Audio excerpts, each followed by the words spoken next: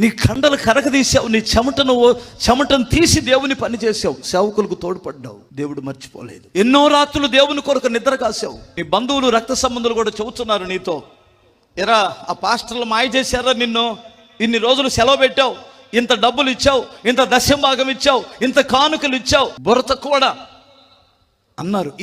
ఇంత త్యాగం ఉంది నీలో. దేవుని కొరకు దొడ్లు కడిగావు, పట్ల పరిచావు, ఒక ఉన్నతమైన స్థితిలో ఉండి ఒక సామాన్యుడిగా తగ్గించుకున్నావు దేవుని కొరకు. ఈ మధ్యకాలంలో ఏదో తగలకూడని తగిలింది నిన్ను, మైలు పడ్డావు.